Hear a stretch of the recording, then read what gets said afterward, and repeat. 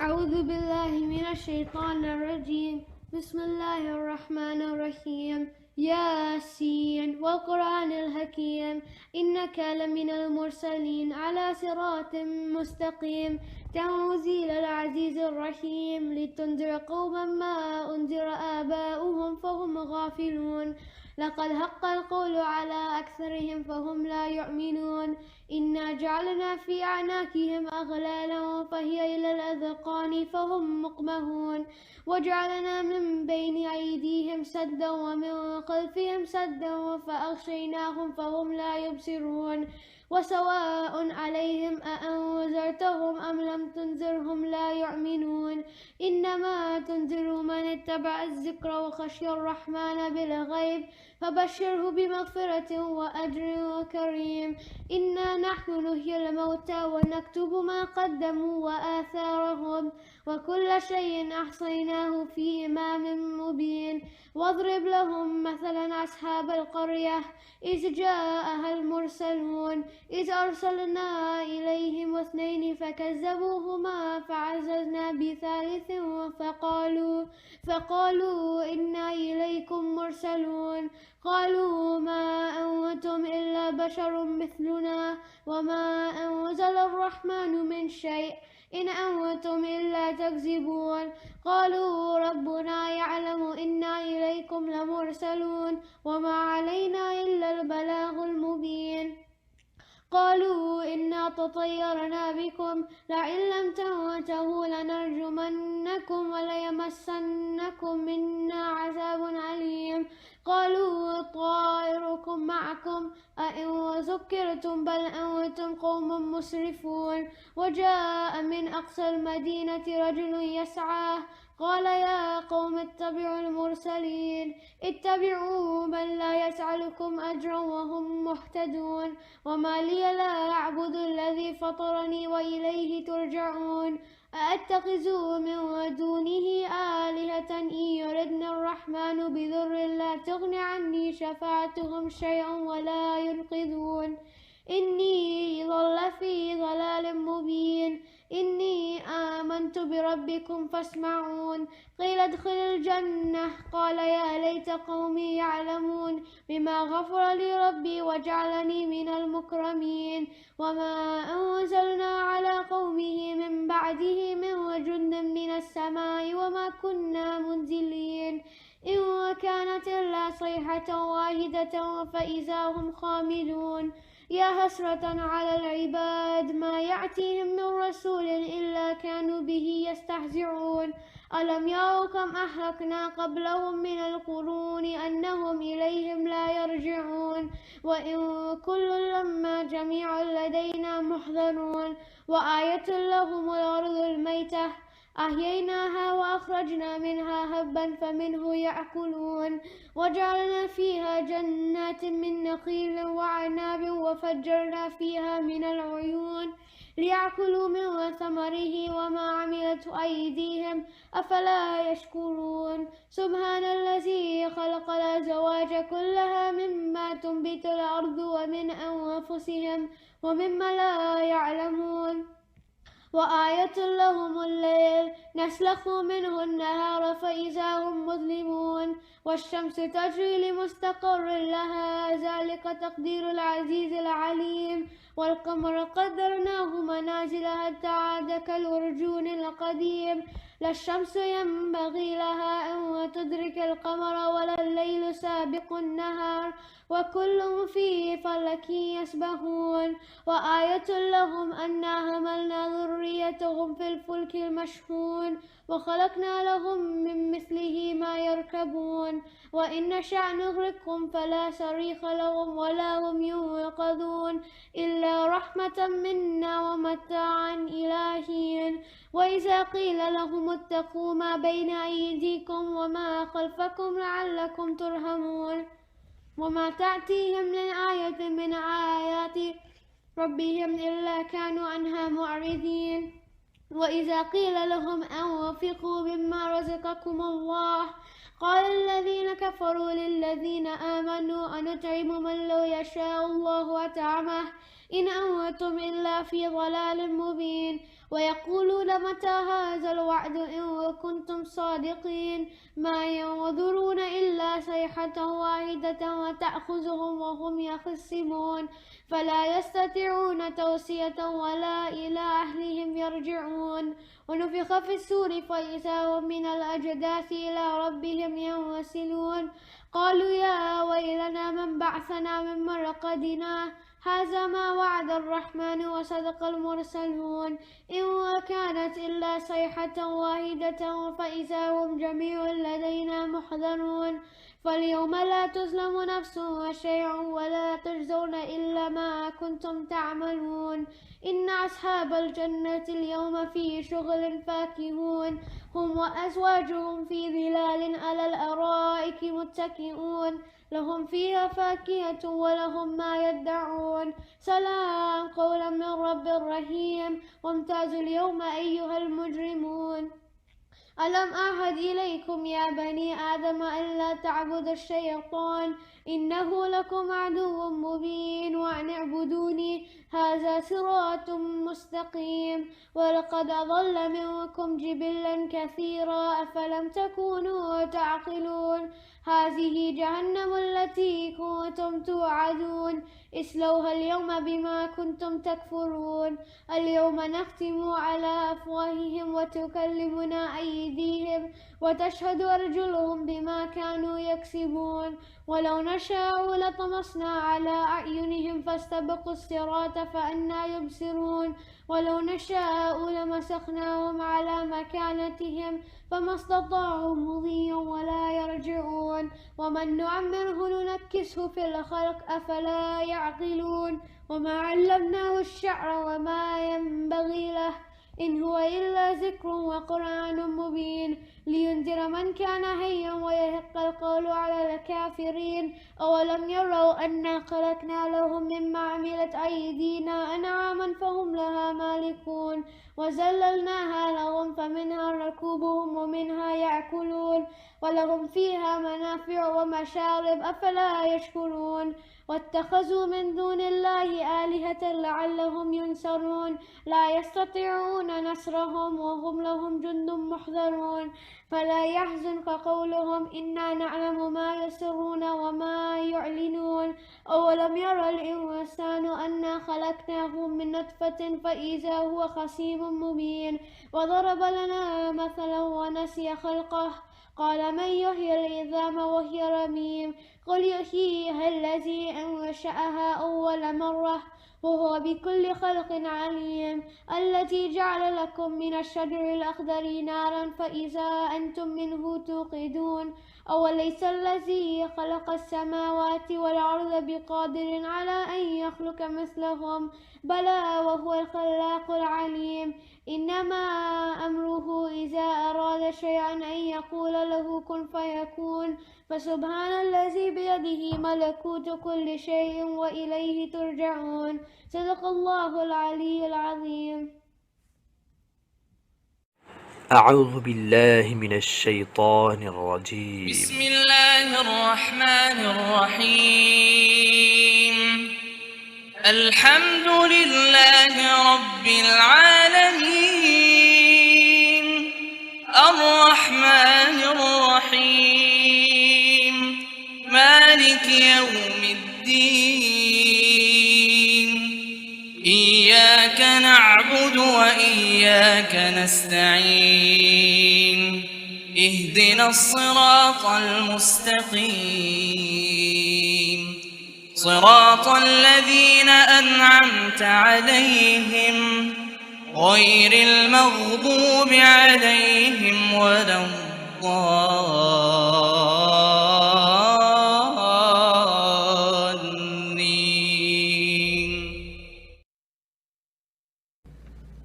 صلوات على محمد وآل محمد.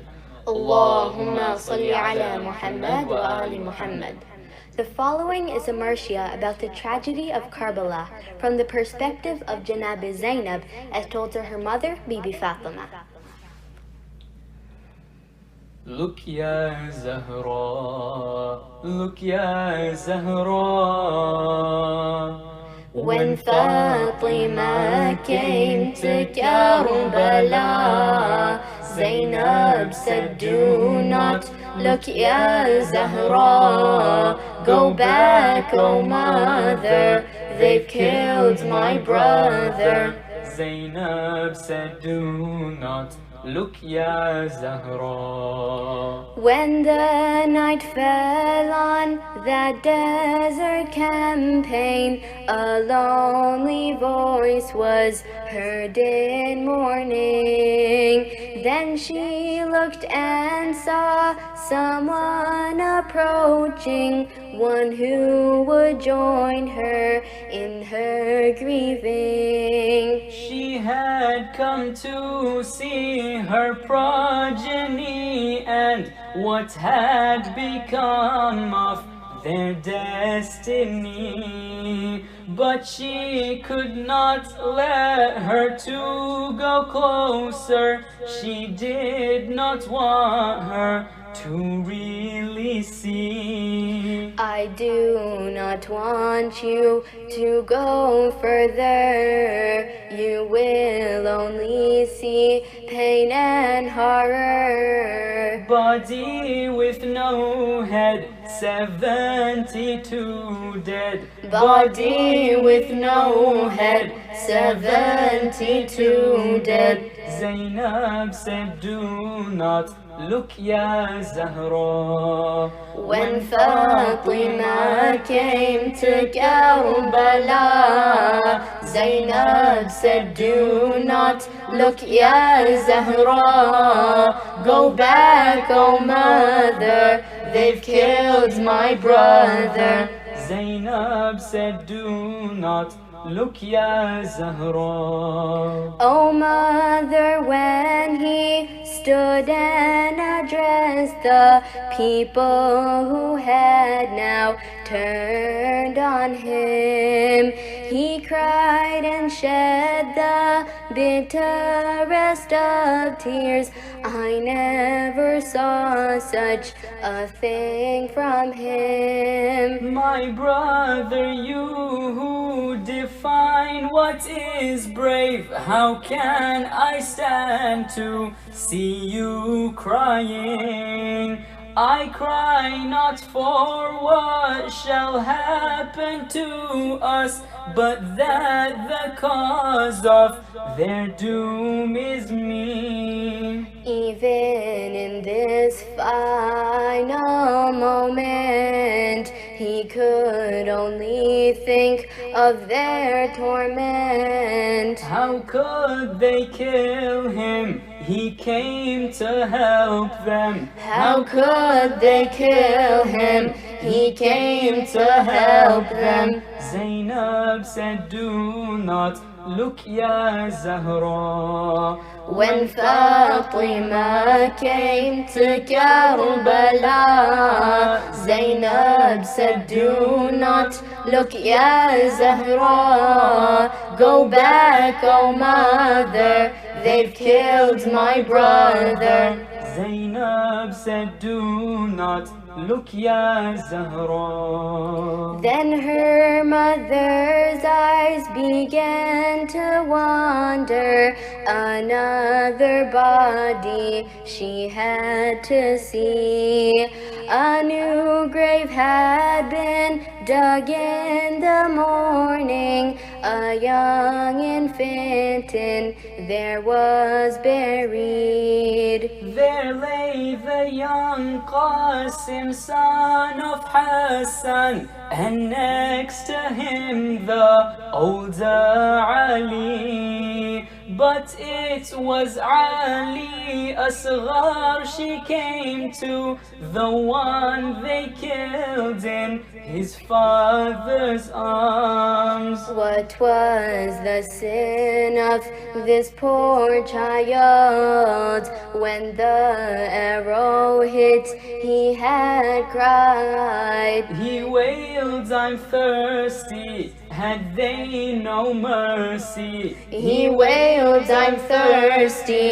Had they no mercy? Zainab said, do not look, Ya Zahra. When Fatima came to Karbala, Zainab said, do not look, Ya Zahra. Go back, oh mother, they've killed my brother. Zainab said, do not look, Ya Zahra. When Fatima came to Karbala, Zainab said, do not look, Ya Zahra. Go back, oh mother, they've killed my brother. Zainab said, do not look, Ya Zahra. Muhammad wa Ali Muhammad, salawat. Allahumma salli ala Muhammad wa Ali Muhammad.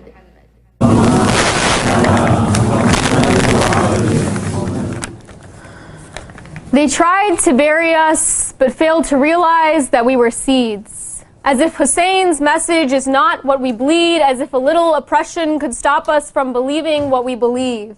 They tried to prevent the message in Karbala from spreading, failing to realize that this legacy is unending. They cannot stop the world from knowing, the same way one cannot stop a river from flowing or the moon from glowing. They couldn't even stop Abbas, no matter how many arrows they were throwing. They tried to rip the truth from its seams, blocking the Holy Family from the stream. They took Qasim and Akbar, John and Al-Yaskar, 72 martyrs, trying to spread their evil farther. They dragged the women through Sham, hurting the family of the Imam, claiming they're the believers of Islam. They took sons from their mothers and brothers from their brothers. They took fathers from their daughters. They denied the children water. But even after all these years, they could not stop the storm from coming. They could not stop the lovers from loving. They could not stop Zainab from speaking in the court of Yazid when she had everybody weeping. They could not stop the believers from the believing. They couldn't even stop her from leaving them. Don't tell me Yazid's army really gained victory when Sakina's crying is still echoing through history and Abbas's flag is waving with liberty. Thousands march towards Karbala annually, reverberating the message of the Holy Family. They tried to bury us, but failed to realize that we were seeds. And it is our destiny to grow into the tallest of trees, reaching up to the sky and touching the stars with ease, not bothered by oppression or tyranny, holding Abbas's flag as it waves free, flooding the world with our tears and creating new seas. They tried to bury us, but we are the army of Hussein and the students of Ali. Salawat. ومحمد وآل محمد صلوات اللهم صل على محمد وآل محمد بعد غم न कर मेरी बाली सकीना तेरे सब गम मिटाएंगे बाबा गम न कर मेरी बाली सकीना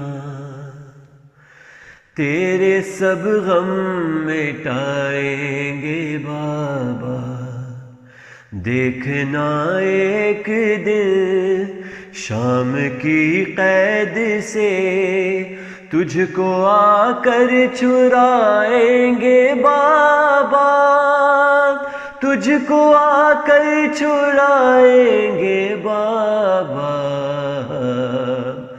गम न कर मेरी बाली सकीना तेरे सब गम मिटाएंगे बाबा लोरियां आके तुझको सुनाएंगे फिर अपने सीने पे तुझको सुलाएंगे फिर जख्म जितने मिले शाम की कैद से उन पे मरहम लगाएंगे बाबा उन पे मरहम लगाएंगे बाबा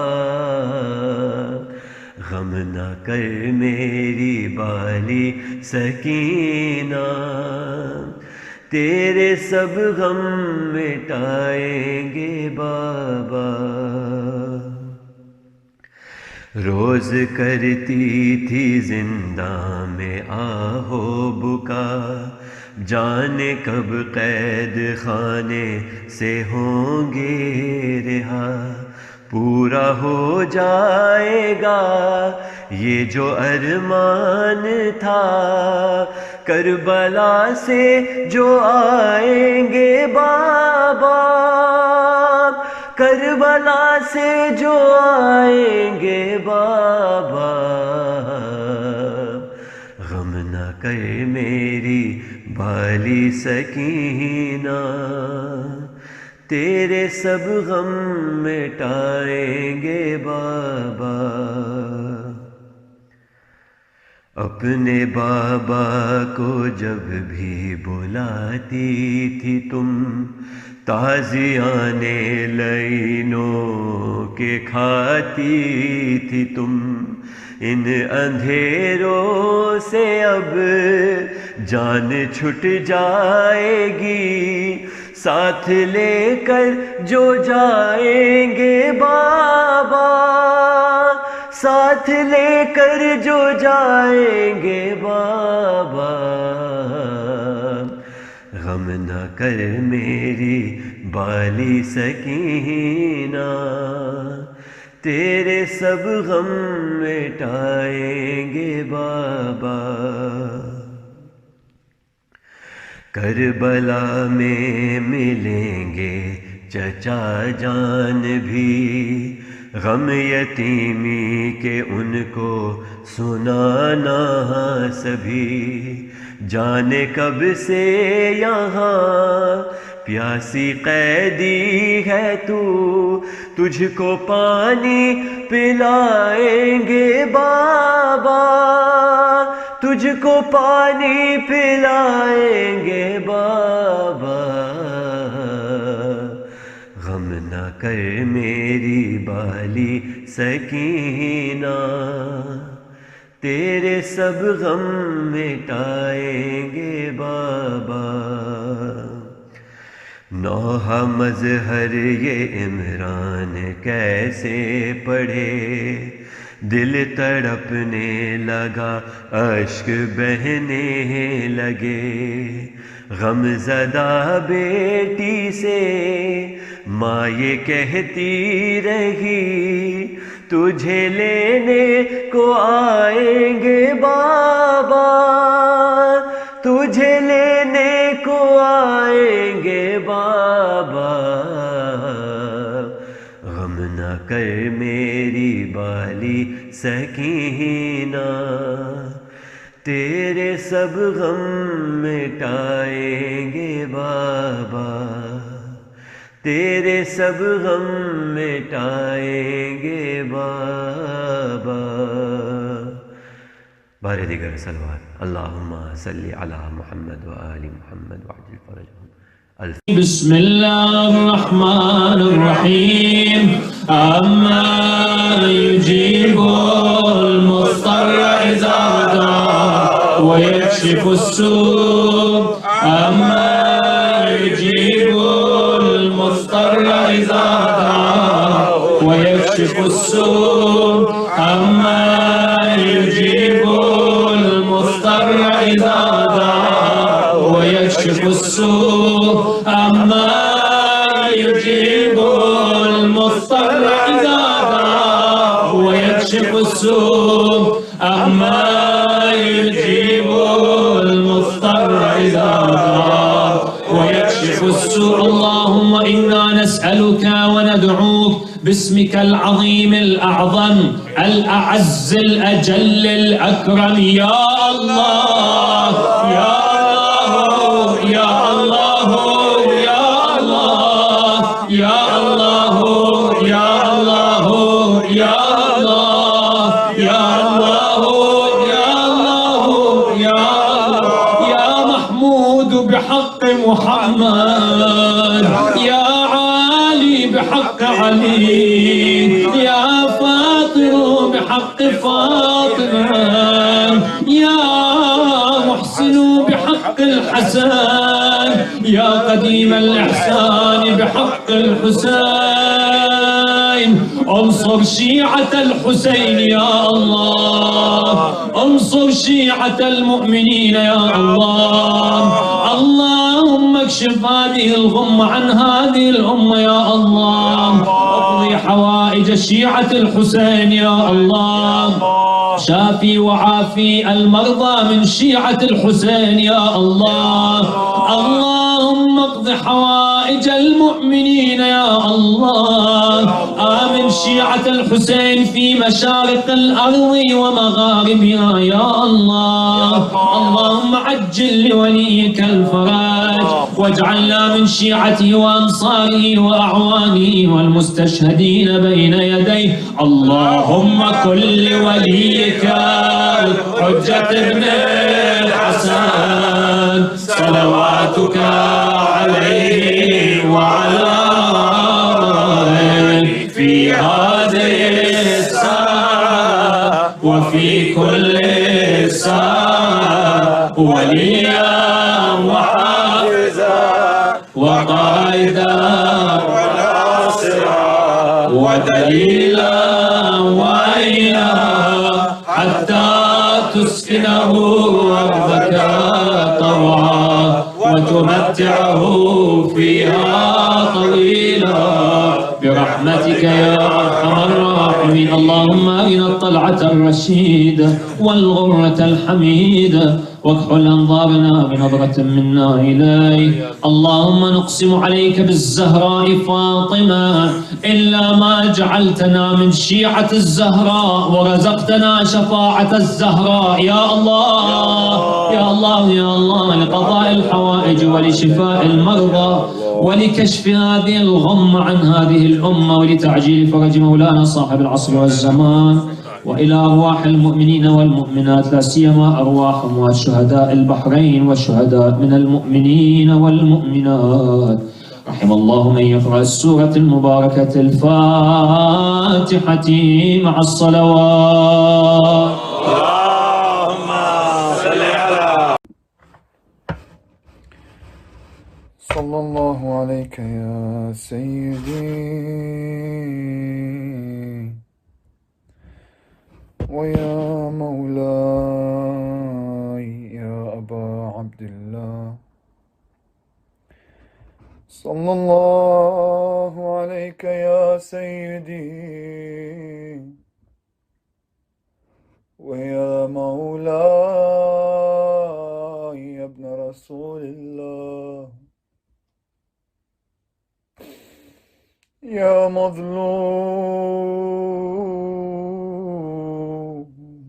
يا غريب كربلاء، يا ليتنا كنا معكم سيدي فنفوز فوزا عظيما.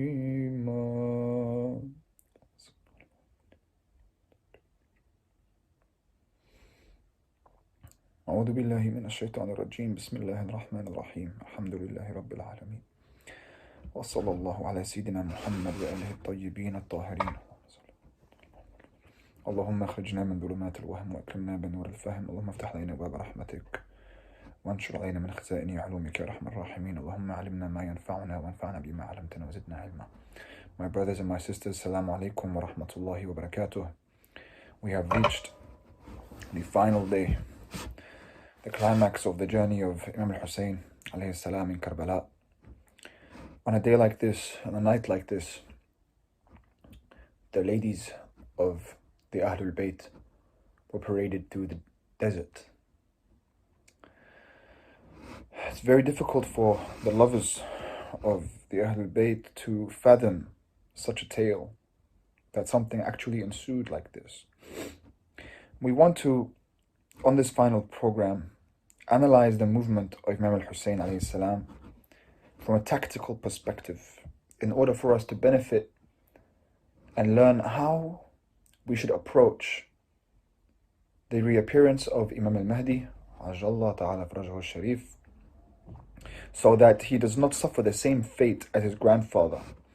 The reason why he's still in occultation is because if he comes out now, he will. He does not have the right support. So we have to make sure the support is available. We begin with looking at how Imam al-Hussein alayhi salam, in the lead up to Karbala, in the lead up to the 10th of Muharram, we often hear about the water. The water, according to our reports, was cut off from Imam al-Hussein's camp on the 2nd day of Muharram by 4,000 warriors led by a man named Umar ibn al-Hajjaj. Umar ibn al-Hajjaj guarded the water from the 2nd of Muharram until the 7th of Muharram. 5 days the Imam's camp was without water. On the 7th day, Imam al-Hussein told Abu Fadl Abbas that night to go and bring back water. Abu Fadl took all the companions that were available. All the soldiers of Imam al-Hussein went down, went to the river. There were only 4,000 warriors. And the man by the name of Nafi', one of the companions of Imam al-Hussein, he approached Umar ibn al-Hajjaj and said, "Ya Umar, I want to drink." So Umar said, "You can drink. Drink as much as you like." And Umar said, "But I also want to fill the water containers to take them back to the camp for my Imam to drink."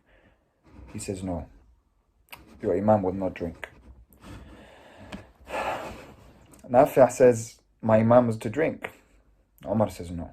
Look at the hatred they had to the Imam. You can drink, but the Imam can't drink." They fell into a dispute. Eventually, Abu Fadl Abbas drew his sword and charged at the enemy. The companions of Abu Fadl charged with him against the enemies. Umar ibn al-Hajjaj lost too many men in that fight. They actually did not kill even one of the companions of Imam al-Hussein in that first battle. And they retreated. Abu Fadl was able to go to the water, and they took in the water into the water containers. All the men took all the water in the containers and brought it back to the camp. Everyone in the camp drank water. They were again cut off for another 2 days, but that water lasted them until the 9th of Muharram. On the 9th of Muharram, Imam al-Hussein did the same operation. This time, Ali al-Akbar was the leader of the operation. Ali al-Akbar took a battalion of his, went down, and they had a dispute with those guarding the river, and they were able to retrieve the water. They brought so much water back that we have narrations that tell us that even Habib was able to perform a ghusl, or the ghusl of Shahada, on the night before Ashura. So they had been on and off they had limited access to water on and off for the whole week. First 5 days, and then 2 days, and then the final day, Ashura. We see that on the night of the 10th, that day of the 9th and the night of the 10th, soldiers kept coming from Yazid's army. Umar ibn Sa'ad had an army of 30,000 warriors. 30,000 warriors. They were 4,000 just a week before. Now they are 30,000. As for the Imam, we see the famous number is 72. We have several different reports when it comes to the actual number. We see there's a number that's 96, there's 140, there's even a number that says it's 500. But when we count the amount of martyrs, we see that Abu Abdullah alayhi salam had 61 companions who went out in the first wave of battle on the day of Ashura. And then there were 35 companions who went out one by one. 35 of them went out one by one and had what they called mubaraza. That means there were 96 companions, and there are another 4 that were not martyred, that were witnesses on that day. So there were 100 companions. These 100 companions were aside from the Ahlul Bayt, and this was the entire army of Imam al-Hussein alayhi salam. So the Imam actually had 100 men with him. However, the Imam's mission in the beginning, his movement going to Kufa was to take out the oppressive regime of the Umayyad dynasty at the time. He was aiming to take out Yazid. That was the plan. The plan was a revolution to take out Yazid. He was gathering as many supporters as he could. He went to these companions, and the initial plan was, join me so that we can go and take out this Umayyad dynasty. And that's why they joined him. These 100 companions joined him based on this idea. That was the first horizon, the first plan. That was plan A. He had tried to gather as much support as he could. He ended up with 100 warriors, and now he was sitting in front of 30,000. On the 10th night of Muharram, Imam al-Hussein alayhi salam saw the reality of what was about to ensue.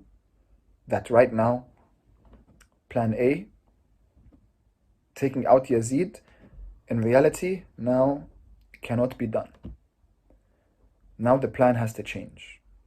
The first horizon was to go and bring back the government of Ali ibn Abi Talib, the government of justice. He was supposed to finish the mission his father had begun with setting up his government in Kufa and taking out Muawiyah. Yazid disrupted the plans, wanted the bay'ah from Imam al-Hussein by force. Now the Imam has a choice. He can give the bay'ah to Yazid and lose everything. His principles, his values, Islam will be gone as we know it. Because we said that the Imam was going to rise up no matter what. Because he said, I'm emerging for the Islah fi ummati jaddi. I have to bring it back to its Muhammadi principles. But now we see he is in front of a different reality. 30,000 verse 100, he knows he's not going to win this war. Not by the sword. By the blood he won, but not by the sword. Now there's a new horizon. Now he has to be real with his companions. Now the plan is martyrdom. The plan is provoke the ummah with my blood. He's still going to deny the pledge of allegiance to Yazid. Hayhat min ad-dillah. Never to humiliation. And that's why the logical action of sitting down with his companions on that night of the 10th, he speaks to them and tells them, you can leave. That's why he tells them that. He says, you were here, you pledged allegiance to me based on us taking out the government of the Umayyads and forming the new government. And you were going to be my companions on this path. But now we're not going to be able to form this new government. Now it's martyrdom. He could tell them before, come with me, so revolt against Yazid. That's what he called them for. We're going to revolt. But he cannot tell them, come and be slaughtered with me. Come, let's all go and get slaughtered. Now he has chosen martyrdom. Because he's not going to give up in front of the tyrant Yazid. He has chosen his blood to provoke the ummah. But he told them all, you're free to go. And alhamdulillah, they respond on that night. They tell him, Ya Abu Abdullah, even if we were to die and be killed and burnt and have our ashes thrown into the wind and revive to be killed and burned and have our ashes thrown into the wind 1,000 times, we will not leave you, Ya Abu Abdullah. Imam al-Hussein alayhi salam did not regret his movement against Yazid. None of the companions regretted it. They were men. They were warriors. Now, a battle is going to ensue. Bismillah, we're going to fight in the battle. But it's the right of the followers of the Ahlul Bayt, of the Imams that came after him, of those awaiting Imam al-Mahdi now. It's the right of all of us to analyze the movement of Imam al-Hussein alayhi salam and learn from it so that we do not repeat certain mistakes that some people made, so that we know how the tyrants of the time work and we know how to fight against them now. So we learn from the history as a lesson for us. Karbala as a lesson for us. Imam al-Hussein's blood reigned victorious and it shook the Umayyad dynasty. Until now his blood's victorious. Now we learn from this blood in order to protect his grandson and seek vengeance for his blood. We're looking at a few different lessons we're going to attain from the history of Karbala. The first one being that the Arabians at the time of the Battle of Karbala, the Arabs who were just now coming out of the Arabian Peninsula, the conquests had just happened in the time of the first and second Khalifa. So now the Arabs were just coming out of, this Jazira Arabiya, and they don't know what it means to be organized, strategized. They don't know what a revolution even looks like, how to form a revolution. They don't have that. They're not organized. Right now, the Umayyad dynasty, its royalty is built, it is a terrorist government, built upon killing and blood and murder and money, and all the politicians are there, and Muawiyah can kill and do whatever he wants, and no one speaks against him except Ali ibn Abi Talib. The Umayyad dynasty, for 2 decades, does whatever it wants. Changes the theology even of Islam. All the mainstream people in government, lawyers and politicians, all these individuals support it, giving it legitimacy. How do these Arabs coming out of the peninsula fight against this? All they know are tribes. The only idea they have of being together is a tribal togetherness. That's what they would do in Arabia. And this was built upon prejudice and aggression. It's not strategic and intelligent, which is why Rasulullah was able to conquer them. They don't know how to form this revolution. And so we find Imam al-Hussein ends up with 100 men against 30,000. As he's trying to form this revolution and bring about this change and destroy the Umayyad dynasty, they don't know how to answer the call. They don't know where to be, what to do.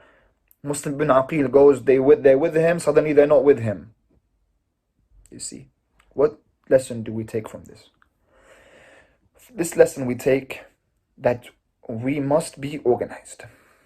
If you're not organized as Muslims, you don't know your roles, you're not together in a community, communicating, strategizing, knowing what is to come, predicting and forming plans and blueprints. You don't have soldiers, you don't have a defense mechanism, then you will lose the battle. You will be easily divided and conquered. So we must be people who are strategists, who are organized. We must, if we want to speak truth to power, if we want to speak against tyrants, then we have to have a defense mechanism. If we want to say to the Imam that is returning that we're going to be with him, well, we have to tell him, look, this is what we have to offer you. We can't just be sitting here thinking it's going to make itself happen. We have to pave the way. The second lesson we take this from Ubaydullah ibn Ziyad. And we have to be honest about this. Ubaydullah played his tactics right. Ubaydullah was sneaky and sly. Ibn Ziyad, what he did was, he made sure that Imam al-Hussein was cut off from his supporters. He goes into Kufa, he threatens everyone. If you're with Muslim ibn Aqil, you will be killed. Straight away. He doesn't go and kill Muslim. He makes the people leave Muslim first, isolates Muslim, then takes Muslim. He isolates first. You find he goes, he tells Umar ibn Sa'ad, he says to him, he makes him think that he's going to give him Ray. That 100% I'm going to give you Ray. He plays with his mind. Umar ibn Sa'ad thinking he's going to receive Ray. He goes and kills Abu Abdullah thinking it's his. He knew how to play the tactical game. He told Hur, go and stop Imam al-Hussein before he reaches Kufa. Go into the desert and stop him. No Kufa, no support, nowhere, nothing, no civilization in the desert, Karbala, Nainawa.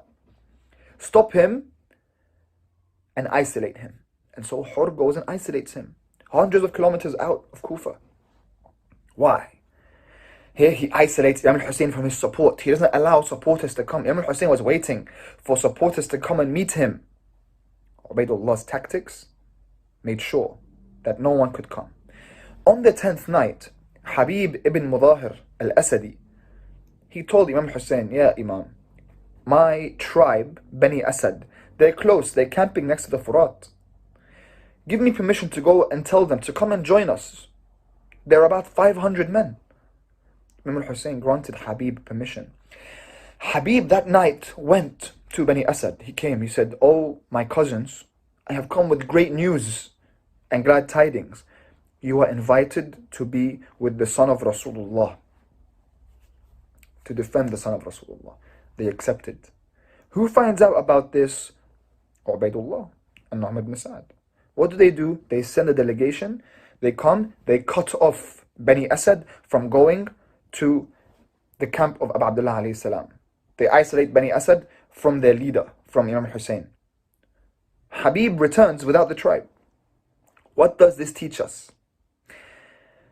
When the ummah is cut off from its leader, you have lost the war.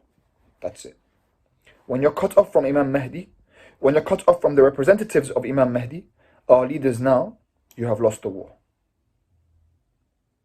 If the enemy is able to make you believe that the ummah is not what it is, or a leader is not what he is, he's able to play with us in a way that he isolates our leaders and isolates us from each other, or from our leaders, and isolates the leaders from us, this isolation, then you have lost the war. Done.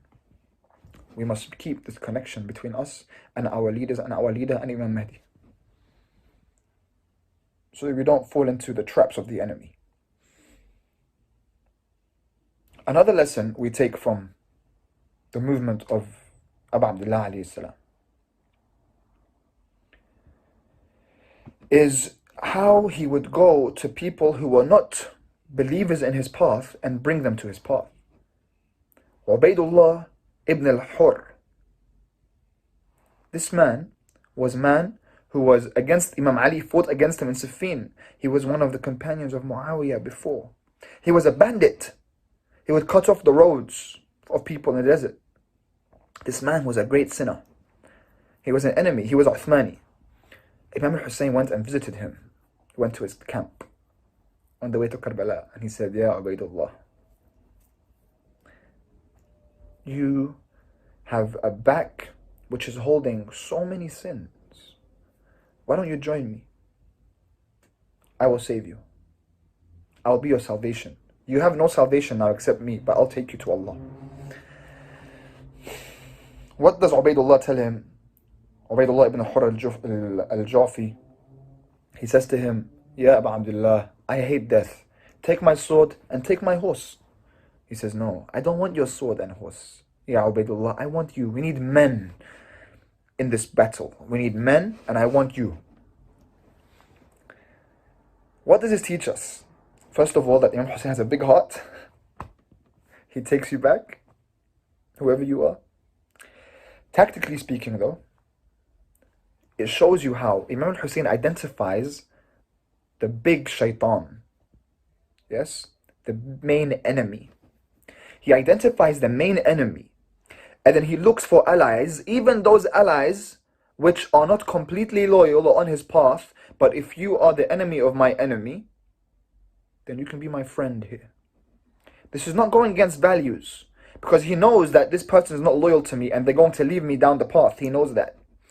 But he's taking as many allies as he can on this path. Why?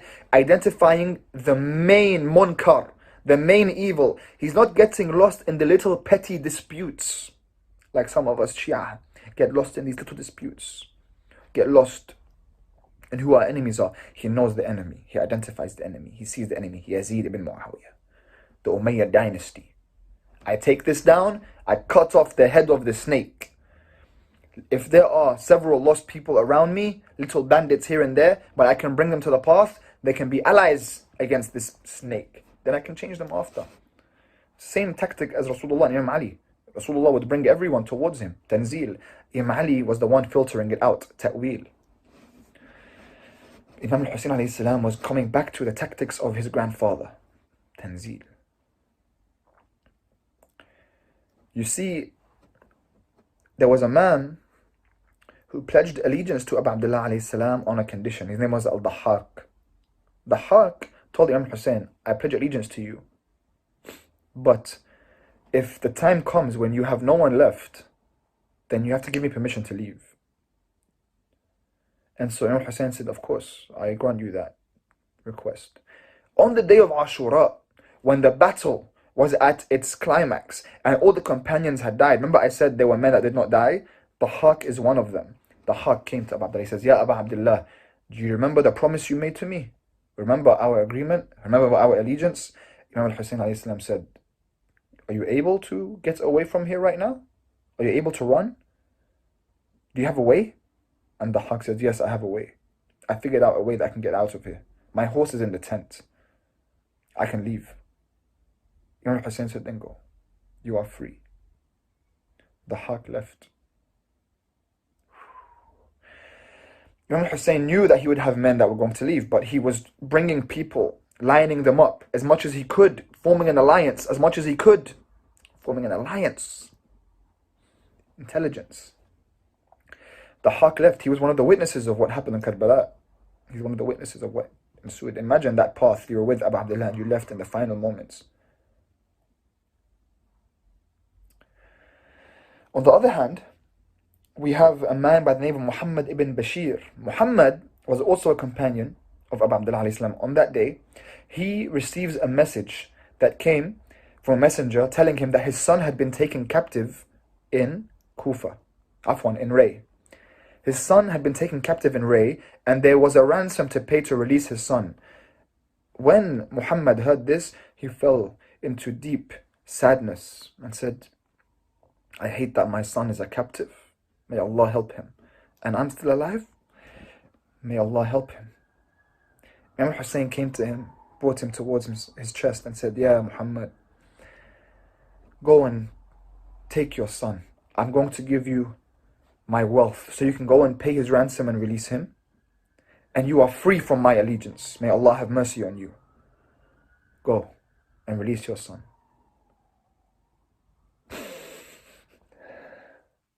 So Muhammad, he said, Ya Abu Abdullah,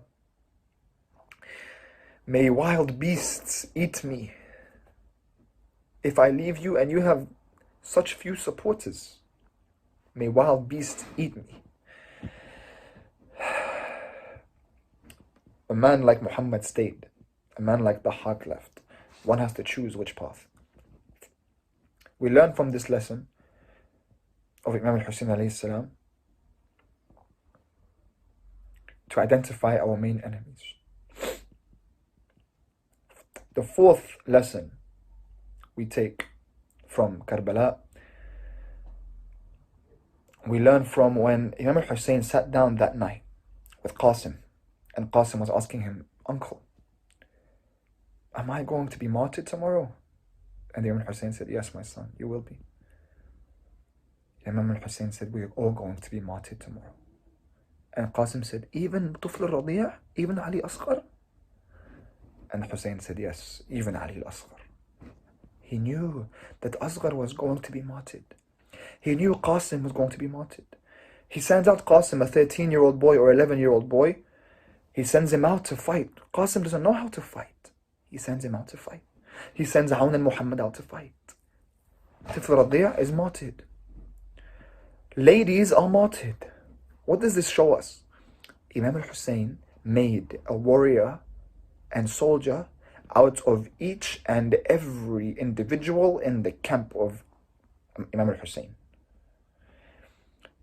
If you were 70 or 80 years old in the camp, there was an 80, 90-year-old man, he was a soldier and warrior. Tufl al-Radi'a as a soldier and warrior. The ladies were soldiers and warriors. Everyone was a warrior. Everyone had a role to play. From Zainab to Sukaina. From Sajjad to Al-Radi'a. From Akbar to Abbas. From Qasim to Habib. Everyone had a role.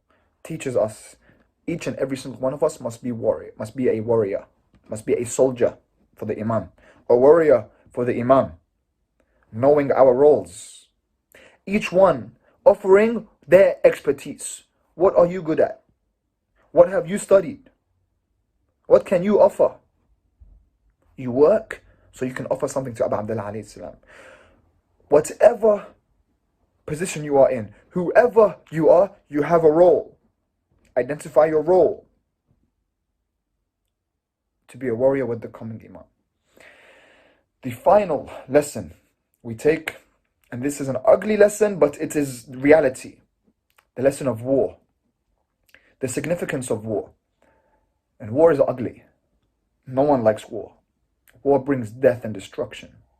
War hurts people's livelihoods for the rest of their lives. War leaves scars. War, no one likes war. But war can only be avoided and defeated by battling it. Do not think that by being a pacifist and turning the other cheek and turning your back and running away from war that you have stopped war. No. War is going to come to you whether you like it or not. The enemy of falsehood will come to you whether you like it or not. They will come and they will annihilate your whole belief system, your people, your path. We see Europe was built upon war. In the last few centuries, they were able to eat their bread and butter by enslaving the rest of the world. War is going to come to you whether you are peaceful or not. So you must make a choice. You have two choices. One is you turn your back and you walk away and you go and try to live a nice life and not think about those suffering, not think about those who could not help but be born in a certain place and so they suffer. And they suffer from famine and hunger and everything else, and you don't do anything about it because you just want to live a nice peaceful life in your nice little house with your nice family. Not even speaking truth, not even with your heart. You can do that thinking that you're going to run away from war, but you're going to be attacked anyway. And then you have the other choice where you fight back. You fight back to stop war, to stop evil. And here, it's possible that you win. It's at least possible that you win. If you turn your back, you lost for sure. If you turn your back, you have most certainly lost the battle. But if you fight back, then you have a chance to beat the enemy, the evil that ensues around us. Imam al-Mahdi is coming not for pacifists. He's coming, he's expecting warriors. Those willing to sacrifice, those ready. On these nights, we wait for our Imam. We say, Assalamu alayka ya Thar Allah, wa ala abaik al-tahirin. Assalamu alayka ya Aba Abdullah. When we send our ziyarah to Abu Abdullah alayhi salam, know that Abu Abdullah responds. He's very much conscious and responds. As we know, the Muslim must always send back the salam. Wa alaykum as-salam. And he sent word to us through Imam Sajjad just before Imam al-Hussein left the tent. He told Imam Sajjad, Balligh Shi'ati anni salam. Tell my Shia, send them my salams, the ones that could not be here. That includes us, my brothers and my sisters. We must learn from this battle in history. We must bring our knowledge in awaiting the reappearance of our Imam. Assalamu alayka ya Thar Allah. Assalamu ala al-Husayn wa ala Ali ibn al-Husayn wa ala awlad al-Husayn wa ala ashab al-Husayn wa rahmatullahi wa barakatuh. Sallallahu alayka ya Sayyidi ya Mawla ya Ibn Rasulillah. For the rest of Imam al-Sajjad's life, he would always remember the day of Ashura.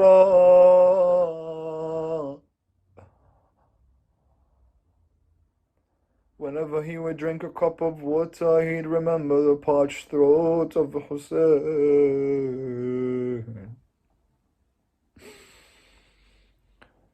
There was a day Imam al-Sajjad walked in the market. He saw a butcher slaughtering a lamb.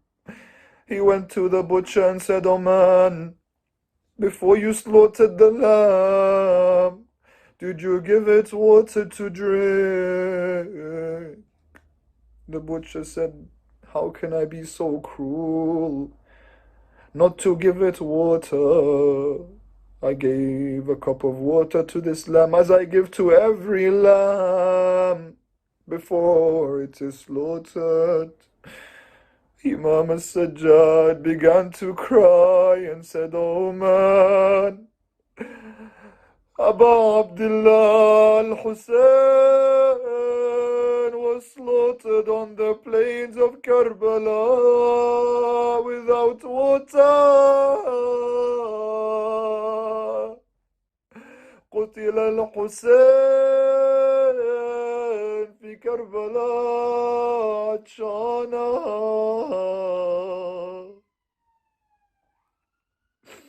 He was killed thirsty.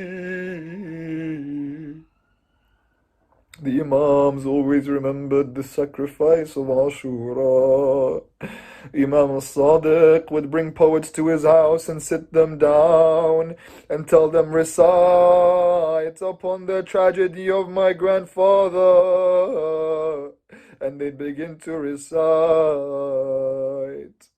And Imam al-Sadiq would sit down and cry and would take a baby in his arms and would show it to the people and say, "Oh Nas, a baby like this was slaughtered in Karbala while it cried for water. And the arrow pierced its neck from ear to ear as its hands would flap like the wings of a slaughtered bird. Wa Husayna,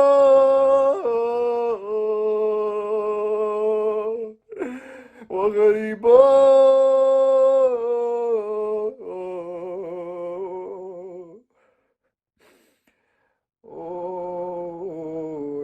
حسين نور عيني يا حسين.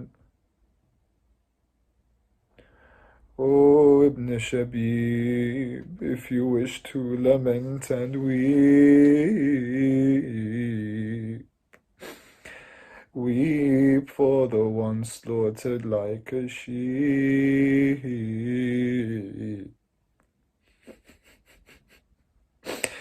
Upon his chest they sat and his ribs broke, and attacked his tents with fire and smoke.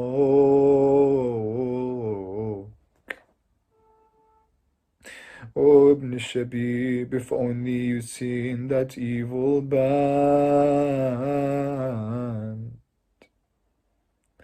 as they severed his finger from his hand. Oh Ibn Shabib, upon Hussein let your tears flow. May it be a remedy for his heart's arrow. May it be a remedy for his heart's arrow. Ya Rab koi maasuma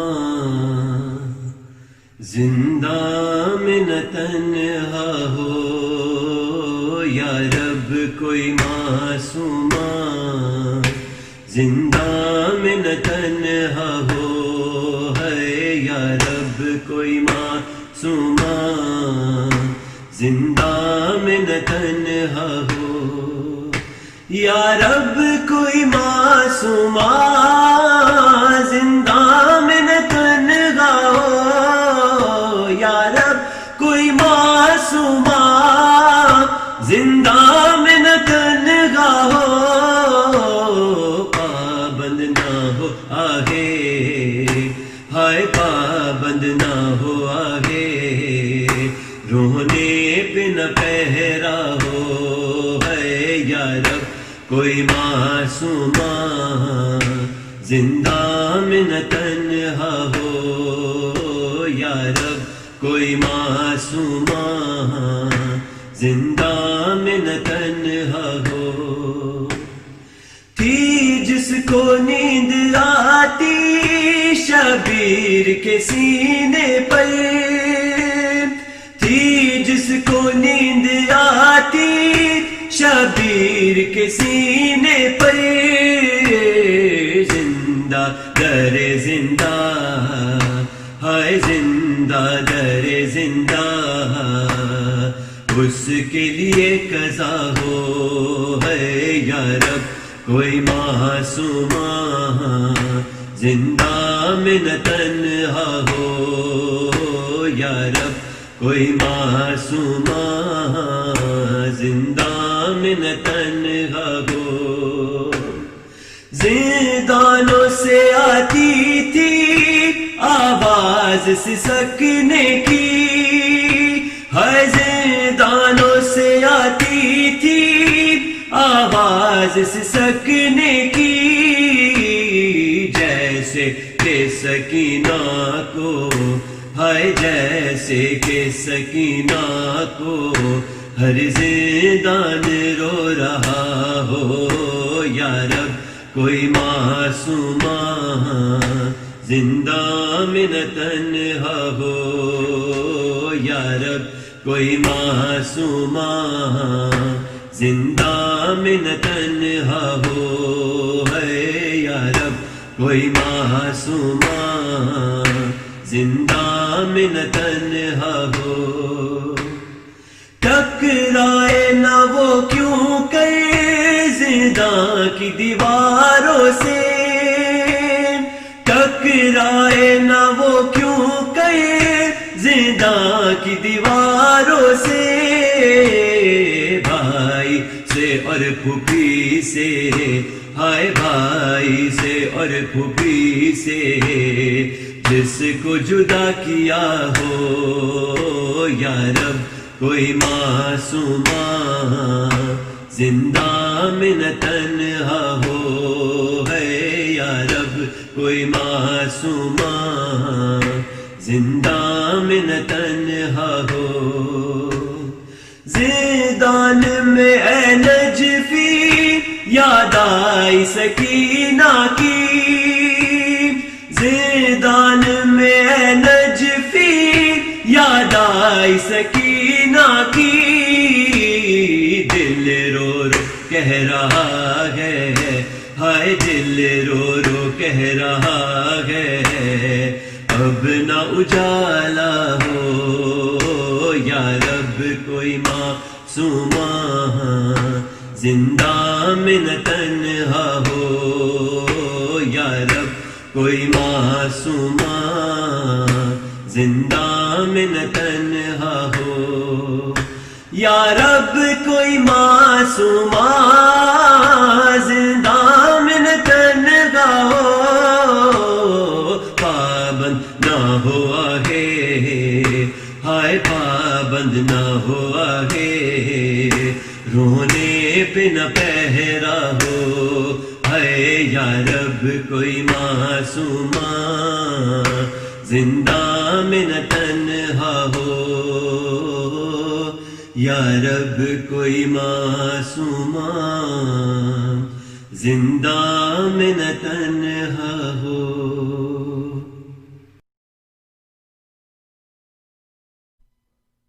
السلام علیک یا رسول اللہ، السلام علیک یا نبی اللہ،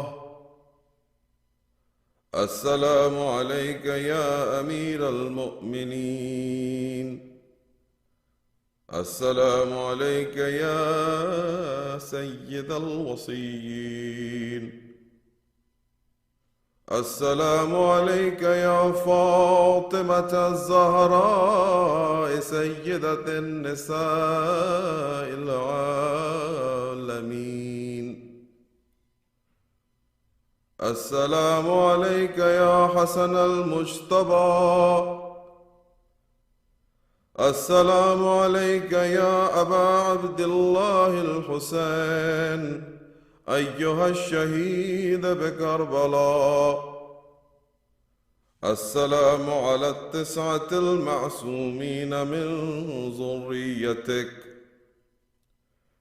علي بن الحسين زين العابدين ومحمد بن علي الباقر وجعفر بن محمد الصادق وموسى بن جعفر الكاظم وعلي بن موسى الرضا ومحمد بن علي التقي الجواد وعلي بن محمد النقي الهادي والحسن بن علي العسكري. السلام عليك يا صاحب العصر والأمر والزمان. السلام عليك يا خليفة الرحمن.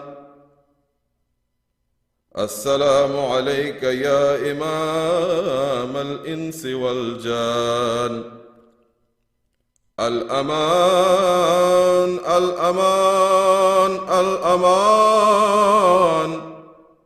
من فتنة الزمان.